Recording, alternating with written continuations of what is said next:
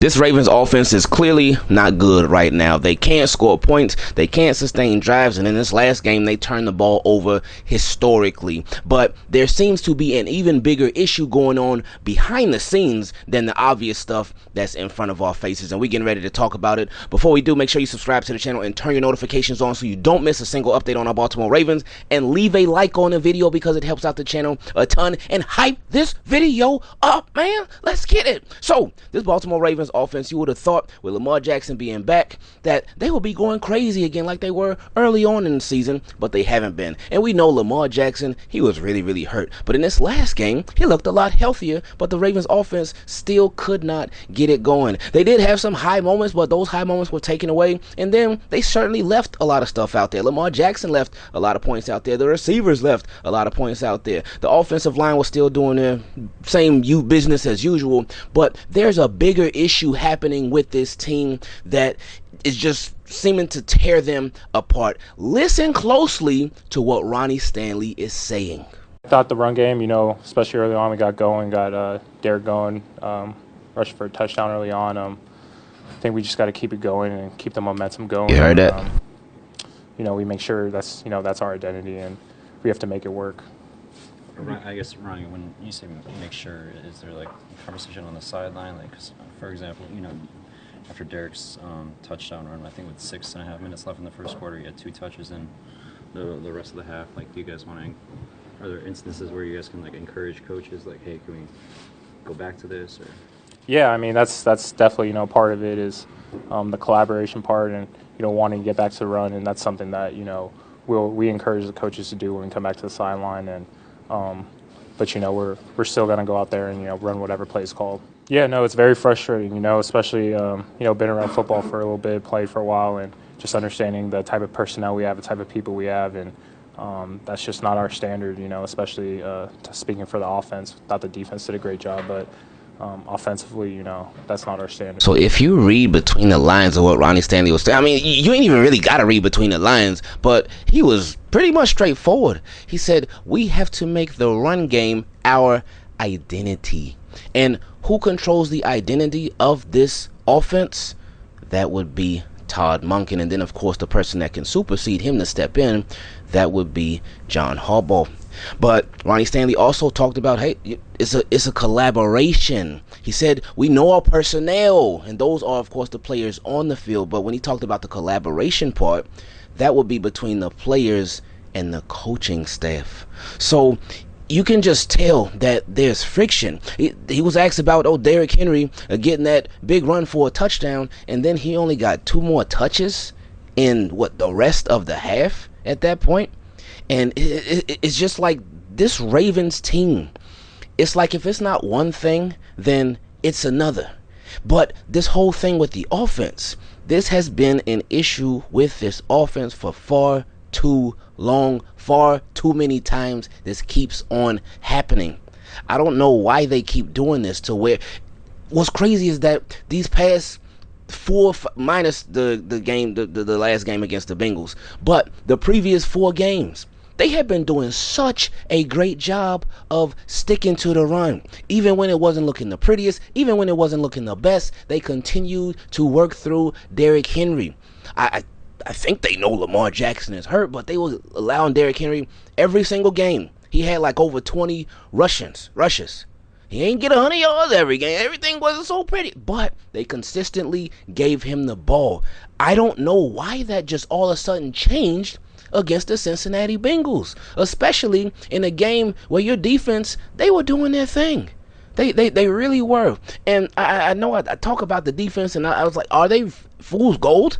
Because the Bengals got 32 points, but then I thought about it, I said, wait a minute. But Nate Wiggins was out. I forgot Nate Wiggins, he was out in the second half, so they lost their best corner, so that plays a factor. But at the same time, Nate Wiggins was there early on this season. Yeah, things were so bad, but maybe he was just getting in the groove of things. Maybe the whole defense was getting it, but we'll talk about that another time. So with this offense, though, there's friction. You can tell. You remember Derrick Henry's comments after that game against the Bengals? He talked about it too. He talked about it, but he did say, like, I ain't gonna get on here and complain about none of that stuff. I ain't gonna run to the media and cry about it.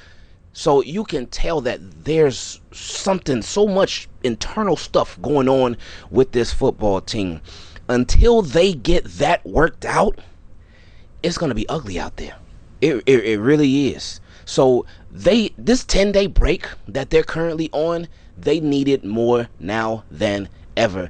I hate that we keep having to have these same conversations about this football team, doing the same things over and over and over. It's frustrating to watch. It's frustrating to see, but it makes your expectations that much lower. So hopefully, when these Baltimore Ravens come back, hopefully when they return to the football field to play the Pittsburgh Steelers, hopefully they can just have a nice reset. They can get back to playing good Ravens football. Not Ravens football, but good Ravens football, especially on offense, because we got too many weapons to not be putting up too many points. Let's get into my favorite part of these videos where we feature your questions. Get straight into it. First one came from my guy Flockman. He said, I certainly don't understand who we are at times. Ronnie Stanley talked about that too. The Ravens' identity. He said our identity should be the running game. So we need to get back to our identity being the run game. Who controls the Ravens' offensive identity? Again, that's Todd Monken. There's that friction, man. The Ravens don't even know who they are. So anyway, and it just reminded me, it took me back to Greg Roman. And Todd Monken is certainly, in my opinion, levels above Greg Roman as an offensive coordinator. The consistency has been so much better. The offense overall has been so much better. But then there's still these moments. There's these times when they just go way backwards, and I just don't know why. But anyway, continuing. He said, it's like the Ravens are chameleons. At times we could seem like world destroyers, and then other times we're the laughing stock of the league. We have too much talent to be playing this way. I agree. That's the same exact thing I said. So I'm right there with you, Flock, man. He said, and I got a lot of love for you, by the way. You are great people. When I had the pleasure of meeting you at the Ravens Rams game, man, you was like family, man, like straight up. So I appreciate you. Anyway, continuing. He said, I don't know what they have to do to get their cohesiveness back on track, because there have been times when they've shown it. Pittsburgh is this week. It's a pivotal game, as with all the rest of the games coming up. That's true. Ravens we're going to find out about this team. If they can really get this thing turned, we're going to find out quick, because Pittsburgh, Cincinnati, Green Bay, New England, Pittsburgh again. So, yeah, we're going to find out. Anyway, he said, if we do not get it together, it will be another long off season of should've, would've, could've. Bingo. He said, we as fans, and I know personally myself, I spend too much money to be subjected to this lackluster performance that's being displayed on Sundays, Thursdays, and Mondays. I pray that we get it together. Thank you for all you do. Keep up the great work and putting out the great content. Thank you, and shout out to you and your family. God bless. Flockman88. Hey, much love to you, my friend. Next question came from my guy DeAndre. He said, Ravens can make history. Hey, what's up, Ingraven? My name is Dre. I've been watching your channel and keeping up with your content for a few years now. Appreciate that, Dre. Thank you, my friend. He said, you have the best Ravens content in my opinion. Okay, so we all got opinions. They not always right. And yours is wrong, but I still love you anyway, my friend, because it's way better channels than this one. But thank you, though. He said, shout out to you, your family, and the whole team. Keep it clean. This is my first time sending a question. Yeah, I said, that's when I seen this email. I don't know that name, but now we do. So appreciate it. He said, our Baltimore Ravens have the chance to make history. There's never been a team that has won a division title in the AFC North 3 years in a row. Ravens have a chance to do that this year. There has never been a team that started off 1-5 and made it to past the divisional round of the playoffs. Ravens still have a chance to make that happen this year. Even with the offense having a bad game against the Bengals, I still believe, well, it wasn't just against the Bengals. It was against the Bengals. It was against the Browns. It was against the Vikings. It was against the Jets. This Ravens offense been struggling for a minute, man. Now, what I have appreciated, and we've said this, so I ain't like I'm taking it back, but I have appreciated that the Ravens, they have still found ways to get it done, to get the job done, despite the offense not going crazy. But they got to step it up. Anyway, he said, even with them having a bad game against the Bengals, I still believe we can make it to the playoffs and to the Super Bowl. I understand that the offense has not been playing up to par these last couple of weeks, but I think our team is trying to peak at the right time. They have been doing just enough to win games. Oh, see, I should have just kept reading what he's saying. He said they've been doing just enough to win games, and I think that Cincinnati game was a wake-up call for us, with the media downing Lamar behind his performance in the Cincinnati game, and Andrew Filipponi making that post has sparked a fire in Lamar Jackson and the whole offense. I expect us to win this up-and-coming game against Pittsburgh and Lamar to put on an MVP performance. That would be very, very Raven-esque of them, when they just looking down, everybody down on them. And again, I'm y'all know me, the whole underdog thing, I throw that out the window. You can't have the best quarterback in the world. You can't have all these weapons and stuff and be, oh, we're going to be the underdogs. No, You have too much talent to be an underdog team. But with the Ravens, they like to do this stuff to where it's looking like, oh boy, they done. It's a wrap. They finish. And then they go do something crazy, like whoop the Pittsburgh Steelers. So that wouldn't even be shock. Well, it'd be kind of shocking, but at the same time, it wouldn't be shocking. But anyway, he said he expects Lamar to put on an MVP performance. What do you think about the Ravens possibly making history and having the greatest comeback season in NFL history? Oh, we would all be on board for. We would all love it. That's what we hoping for. Not the way that things are looking right now, but hey, it ain't over till it's over. Ravens are 6-6, so they at 500. So again, they are what their record says they are, but they got a chance to improve that record. They got a chance to be even better than that record. And if they could go on a historic run like you're talking about, that would be one of the best, the best in history. He said, do you think they will finally put respect on Lamar's name or find something else to criticize him about? As far as the media and the critics, what will they say about Lamar if he comes out holding up the Lombardi trophy? Some will respect him, but others will be like, oh man, why did it take so long? Next question came from my guy Nelly. He said, our guy D3 asked whether Monken's checked out. It was a great question. Personally, I believe he's too much of a dog to be checked out, but it also brings up a valid point. See, it's tough to do your job when you know your boss and coworkers ain't really messing with you like that. Ooh, wow. The timing of this email, especially along coupled with this video where we talked about at the top of the video how just there's a lot going on behind the scenes. Ooh. Anyway, let's continue. He said, to me, that shows poor leadership under Harbaugh because look what Lamar has to deal with. A bum at left guard and a terrorist at right. But not once has he publicly called them out. Lamar ain't calling out his own teammate. He ain't never going to do that. Ain't never going to do that. And it took everything and more for Lamar Jackson to even make his little subtle jab at Greg Roman back then. Which, hey, the defense, they calling our plays. So, and that was calling Greg Roman out, but it wasn't even really calling Greg Roman out like that. But, it kind of was, though. But that took everything. That's the only thing that he's ever done that come close to calling somebody out. So, anyway, he said, but not once has he publicly called them out. Why? Because it's a team sport, and he's trying to lift up those guys. While Harbaugh did lift up Zach Orr, he had no problem throwing Monken under the bus. I got a problem with that. And that goes back to the checked out comment from D3 and what you were saying. Why you couldn't blame Todd Monken if he had been. Oh. He said the thing I hate most about Harbaugh is that he never learns from his mistakes. Something that we were talking about at the top of this video. We titled the Ravens doing the same thing over and over and over. Why do they keep just reverting back to the same stuff over and over? Anyway, he said, we all know what the problem is, but they're not really trying to hear it. At this point, the only way Lamar will get his chip is elsewhere. And the only way the Ravens will win theirs is if they get a media darling quarterback like an Archie Manning so that the media will be forced to call out Harbaugh. It's sad, man. It don't got to be this way, but Shotty's not a bad owner, but he's sticking by a bad decision and it's going to ruin everything. But like Drake says, that should go. Wow. He said, P.S., you know how a lion looks at an antelope? That's how Willie Taggart be looking at Monken's seat. Seems like Monken will be the best OC Lamar will have, but I guess we'll see. Oof. So somebody else that's feeling like Willie Taggart going to end up being the offensive coordinator for the Baltimore Ravens. That really wouldn't be a surprise now, man. It really wouldn't be. I won't forget my guy Matt. He had brought it up. He said, all y'all talking about Mike McDonald and all these other guys for offensive coordinator, but they ain't got no ties to John Harbaugh. He said, Willie Taggart going to be our next guy. When he said that, I said, oh, okay. And I appreciate y'all, real quick. I appreciate y'all for listening to all the Team Keepers Clean's questions, too. I appreciate y'all listening to each other's questions because y'all be bringing up so much good stuff. 'Cause I know there's some people that they listen at the beginning of the video, whatever the topic of the video was about, and then they get that information and they be like, okay, no, I'm done. But I appreciate when y'all listen to the videos through because there's a lot of nuggets that y'all be dropping for real, man. He also said, I wanted to put this video on your radar because TBP describes exactly why we've been struggling, why guys like Derek and Keaton got removed from the game, and why Lamar isn't performing up to his usual standards. He said, I understand it now. He hit the nail on the head, and he describes a lot of what you've been saying. So I'm gonna have to check that out when I get an opportunity to. So I appreciate you letting me know about it. But when Faalele is wrong, however, will it force change? That question came from my guy Anderson. He said, what's up, Ingravenvids? Much love to the channel. I know we keep things clean and positive here, but I had to speak on something from Thursday night. During player intros, Daniel Faalele got booed. And look, I've been one of his biggest critics, but he's not the main problem on this offensive line. He's just part of it. I don't agree with the booing, but I do think the only way real change happens in this organization is when fans and the national media start being more critical of what's actually going on.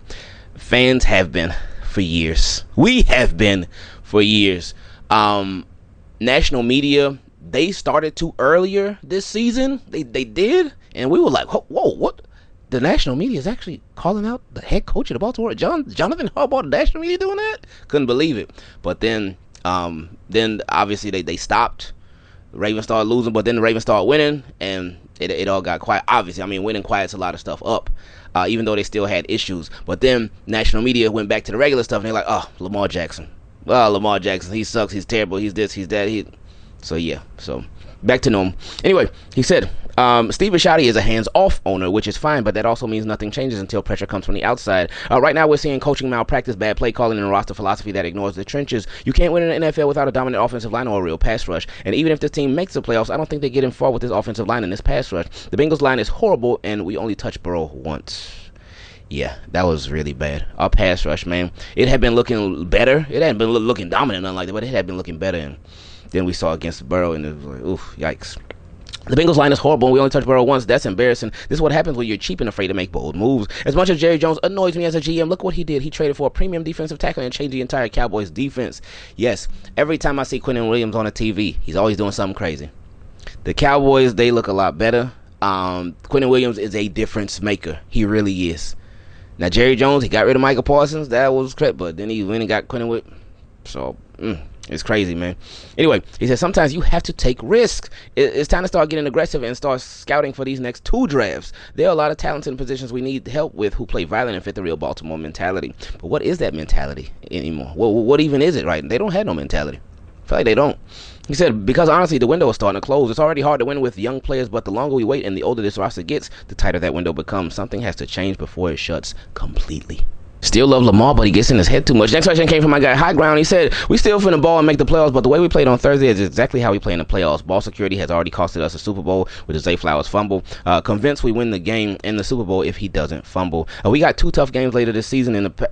No, we got all tough games left for the rest of the season. Every last one of them.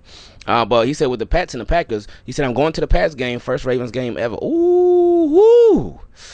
It's a lot of pressure on that game right there. He said, if we split with one, lose, or sweep them, I can see us making a deep run in the playoffs. These final weeks will show how tough Lamar and the rest of the team really are. Yeah, they can't get in their own head, man. They really, really can't. Because with Lamar Jackson, it was... I know that gotta be frustrating, man. The plays that were taken away, the Isaiah Likely to fumble at the goal line, the touchdown pass to Zay Flowers, the dime he threw to Zay Flowers and it dropped. But then it's like you just gotta keep going.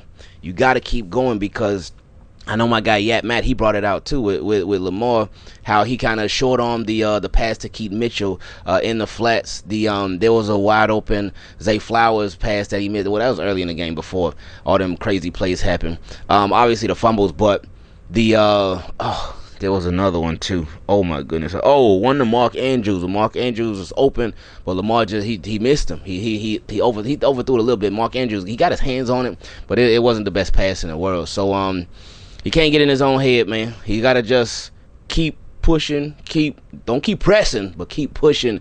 You gotta shake it off. And I think he did the helmet throwdown in that game against the Bengals. When we saw that him throw the helmet down, that's when we lost this one now. But it's all part of it, man. Again, they all gotta come together, man. It's Lamar got to be better. Todd Monken got to be better. The offensive line, hopefully they could be better. Hopefully, because the thing with the offensive line is that we've seen Lamar Jackson be a lot better than he is now. We've seen Todd Monken be a lot better than he is now. With the offensive line, we ain't really seen them be too much better than they are right now. So, because with everybody else besides the offensive line, we've seen them be way better than what they were in that last game. But they got to get that consistency going back again. Next question came from my guy PoloKing. He said, "What's up, Ingraven and the entire team? Keep it clean. I hope everybody had a good day until it was ruined for all of us. I had to process that game before I sent this email, and I'm still drawing a blank. How many times do we have to say the same thing? Run the ball. Bingo." Anyway, he said, the last few games, you gave them a shout out for not forgetting about the run. Yeah, I appreciate you noticing that too. And I appreciated them doing that. But anyway, he said, well, they must have been full of that dry turkey because Derrick Henry only had 10 carries and Keaton only had 2. That is so crazy when you look at it and say it out loud. It's wild. He said, we saw more of Rasheen Ali than we saw Derrick Henry. That is crazy. That's crazy. And no shot to Rasheen Ali. But still, Derrick Henry, Keaton, you had your third string running back out there. Far more than, or a little bit more than your starting running back, far more than your second string running back, your third. Anyway, he said, make that make sense for me, please. Only the Ravens can make that historically bad defense look great. Poor QB play, terrible O-line play, and between the starting wide receivers, they had 2 catches. Oof.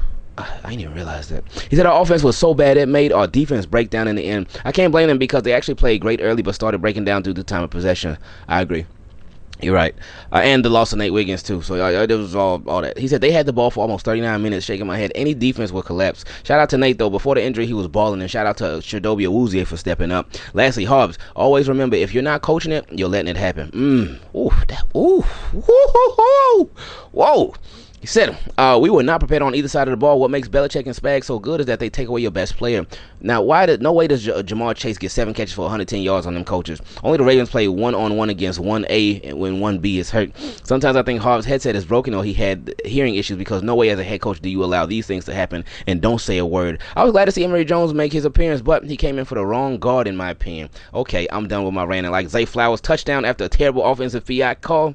I'm out. Woo! That boy said some stuff, ain't he? This question came from Vi TV. He said, thank you for including me. Oh, no, thank you for even sending questions. He said, I've sent a few other similar. God bless you all. Why did we, in Harbaugh, start Lamar hurt? The right move was to have Snoop play the Jets and the Bengals. We win the Jets regardless with a healthy Snoop and team. And if the Bengals get rough, guess what? Throw Lamar more healthy in and let him eat on an already developed game and game plan. No, I don't think you do. I don't think you play roster gymnastics with the quarterbacks, and I don't think that so that you would have Lamar be the second string quarterback to Tyler Huntley against the Bengals. Nah, you don't do that. Yeah, no. Now against the Jets, you could, but why would you go back and forth? If Lamar's in the game and who did they beat before the Jets? I think it was the Browns the week before, and they took care of business barely. It was a struggle. Oof, it was an ugly game, but he was getting healthier, and he played in that game, so I wouldn't do that. Anyway, he said, I don't understand it at all. This has to stop. It's a dangerous role for a Hall of Fame quarterback caliber Lamar Jackson. It's ridiculous. Almost like they are purposely reducing his salary stock to make their next paycheck cheaper. Thank you again so much, and stay safe, flock. Now, that part, I could definitely see. I think a lot of people see that part. Because it just doesn't make any sense as to, more so with the offensive line, like why are you not trying to do more to protect your franchise quarterback if that's truly your franchise quarterback, if that's how you feel about him. Next question came from my guy Terry. He said, what's up, Ingraven? Hope all is well. God will continue to bless you and your family. Pray y'all succeed in everything y'all do and value. Ooh, I appreciate that. That was detail right there. Thank you. He said, I want to share something with you if that's okay. If I know you got a lot of emails, so this is probably going to be my last one for a minute. So if you decide to appreciate it, if not, it's all good. Oh, no, I appreciate every email that y'all send. I really do. I can't always, I can't read them all. I can't get to them all. But I appreciate y'all being patient. If I get to your email, thank you. If I don't get to your email, still thank you for even sending it in. And I appreciate y'all that if you don't see your email read in a video or you don't see it read right away, appreciate y'all being patient. Because again, we try our very, very best to read every single email. So, and there will be some times when I will try to throw even more questions in there in some videos than others, but then I'll be thinking like, man, I don't want the video to be so long. But then at the same time, I don't be wanting nobody to be left out. That's how I feel with the emails. But I appreciate y'all being patient. I can't get to every single one. I can't. But anyway, I appreciate you. He said, basically in the video, the guy emphasizes on how the Ravens and the Steelers are built to beat each other and aren't built to win against all 30 other teams. And I believe we are the exact same team, which hurts to say. Number one, drafting. Ravens built our defense outside in, which leads our O and D line to be flat out terrible or inconsistent. Steelers built outside in with a good pass rush but terrible secondary. Oh, so flip flop. He said coordinators. Both teams promote in-house guys. However, the real changes are the ones who are on new teams. Mike McDonald on the Seahawks, arguably a top 3 team in the NFC, and Brian Flores leading a great defense with no players that are all pros or pro bowlers. Sadly, we're just like the Steelers, and I have to say this, which will hurt. We will not win, let alone go to a Super Bowl, until there's a clear house from Steve Bisciotti to EDC to Harbaugh, and they're gone. Unfortunately, that won't happen. Oof, that's. But let me know what you think, Ingraven. Sorry for the long rant. I know you got other emails, and just like Lamar Jackson don't have with this O-line, big trust. Oh man. I would hope that you're wrong. This season will give us an answer to that, if you're right or wrong. Things are not leaning in our favor right now, but anything could happen, of course. But yeah, we are built to win in our division. Well, to beat the Steelers. That's and they talked about that a long time ago too. Even under under Ozzie Newsome it was like that, but under EDC has been like that too. But yeah, we are just Ravens. They've been a team that has been cool with being content, being where they at. Like, And I think the Ravens, they don't want to take chances, but they want the team to like surprise a lot of people. That's what it seemed like. That's what it's been seeming like for years. Like the Ravens, they do a lot of safe moves. They do a lot of safe stuff and hope that, all right, hey, we made this. We ain't go crazy. We ain't make this blockbuster trade. But guess what? We ain't need to, and this still worked out. So it seems like that's what the Baltimore Ravens have been. Like, you think about it. With Derrick Henry, they got Derrick Henry. They tried to trade for him the season before, but then they got him, and they signed him for like a 2-year, like a $9 million, something crazy cheap. But it obviously worked out. He ran for 1,900 yards, 1,980, I think. Had like 19 touchdowns that year. With DeAndre Hopkins, that I mean, he's worked out. He ain't no full-time player. He's super part-time for them. But they signed him for 1 year, like $6 million. But basically, with Draymond Jones, they traded for him, and he was looking good. The first like 3-4 games he was playing, he was looking good. The last game, he got a little quiet, but so did the Ravens' whole pass rush. But it was a safe move. But so you get what I'm saying. Ravens make a lot of safe moves, and they hope like, all right, we told you so. It worked out for us. But they don't take that true risk, and I think that's been a part of some of the tough decisions that they make and they don't make. And also with the coaching staff. With John Harbaugh, hey, it's like, hey, look, y'all been falling short over and over and over and over and over and over and over. So we've seen Harbaugh with a different quarterback. We've seen Harbaugh with 2 different quarterbacks. Obviously, Joe Flacco and Lamar Jackson. Now, there's a lot of people that talk, hey, well, it was more so Ray Lewis and Harry Reid and Anquan Boyd. It was them that were the real leaders of this team, not Harbaugh. So we saw him without those guys, and things went a lot different. So then we seen it with Lamar Jackson. Now, I would love to, I want to say it like this, but I would love to see Lamar Jackson without John Harbaugh to see, hey, what could be of that. Would that happen with the Baltimore Ravens? Probably not. Just to be straight up, it probably would not happen. So that he would have to go to another team for that to happen. I would hate for that to happen. I really would. But again, this offseason, the way that this rest of this season goes, in my opinion, it will dictate so much of this offseason. Well, obviously it would. But I just really wonder where they would stand between John Harbaugh and Lamar Jackson. But I really wonder what's going on in Steve Bisciotti's head with everybody. Just bad all around. Next question came from my guy Anthony. He said, what's up, team? Keep it clean. I want to see what you guys think about this. I know Dan Faalele and Andrew Ford, he's all really bad, and we all want to change. The thing is, we don't see what happens in practice. And maybe the other offensive line guys behind them are even worse than they are, which could get Lamar hurt even more. It's a possibility. That is a real possibility, and I appreciated you looking at it like that and bringing that out. Yeah, it's one of the things that we may just never really know. He said, at first I thought John was just being stubborn, but maybe he's actually putting the best 5 linemen out there. Just like he said, Emory Jones is a rookie that was hurt for all of minicamp, and maybe he's just not ready. Probably doesn't know the scheme and verbiage, so just throwing him out there would be a disservice to him. Lamar and the team it will be a disservice to him, Lamar, and the team. Just a thought, thanks, and I'm out. Well, this was before the game against the Bengals. But yeah, I mean, that is a real possibility. And now we did see Emory Jones get some time out there. And minus the holding call, I think he looks solid. We ain't see nothing crazy, anything like that. He ain't get blown up, anything like that. So it's a small start. So we'll see. We'll see how things progress. We'll see how things continue, and we'll see how they continue to or not use Emory Jones and really just the rest of the offensive line. But that's a really good point. Next question came from my guy JDub. He said, Raven, I could hardly sleep after that horrible loss the Ravens had against the Bengals. Do you think it's time for the Ravens to move on from EDC and the entire coaching staff? Just to really just start from scratch. He said, I just don't get it. The Ravens backs were against the wall the entire game with 2 touchdowns taken away early in the game from Zay Flowers and Isaiah Likely that could have kept them in the game. But regardless of the whole, the Ravens dug themselves out to get from 1-5 back to 500. The Ravens look completely out of it and depleted. And then even if the Ravens make the playoffs, they won't get far with the way that they're playing, especially with the offensive line that John Harbaugh claims to be fine. I bet you're not the only fan base that's frustrated with this, but some of the players are as well. The only way that John Harbaugh gets fired this season is if he loses out for the rest of the season, and the Ravens won't let him go if he makes the playoffs. And if the Ravens keep him missing the playoffs along with a losing season, then the Ravens organization will go downhill, and that's just sad, and the organization needs to be held to a higher standard. I really hope Steve Bisciotti can do something about this, because if he is in a win now mentality, he's going to want to look for a fresh start to help reconstruct the Ravens organization. That's what we were talking about earlier with them tough decisions. Would the Ravens be willing to make that? I don't think John Harbaugh is going anywhere. I honestly, right now, even if the Ravens lose out, they're not going to lose out. But even if they did, I don't think John Harbaugh will go anywhere. Yeah, I don't think he's going anywhere. Anyway, he said, I don't know what's wrong with Lamar Jackson, but the way he's been playing these last 3 games isn't like him. If the Ravens decide to extend Lamar this offseason, they better build a quality talented players around him. If not, an NFL team that wants him this upcoming offseason better give the Ravens a 2026 first-round pick if they decide to trade him, or Lamar simply wants out with the lack of talent around him. I can't even believe I'm thinking like this, but this organization has simply failed Lamar, gaining with 2 MVPs and no Super Bowls, and has a bad reputation when it comes to his track record in the playoffs and playing against Patrick Mahomes and the Chiefs with a 1-6 record all time.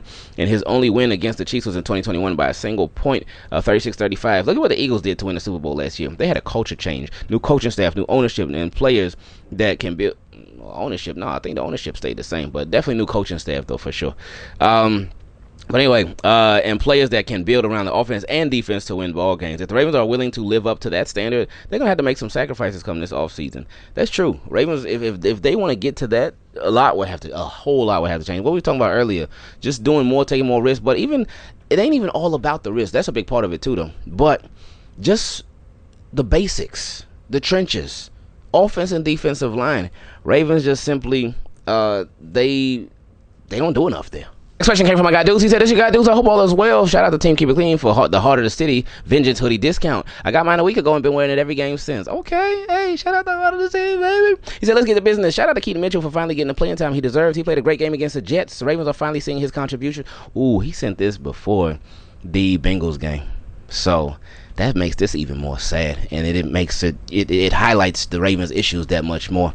He says, shout out to Keaton Mitchell for finally getting the playing time he deserved, and the Ravens are finally seeing his contributions. And then what they do the next game, two carries, and one of them carries went for a touchdown, and it's crazy. Anyway, he said, offensive line, we can't do anything about it. Only the coaches, and at this point, prepare for another Lamar injury because it's obvious we're stuck with this O-line for the season.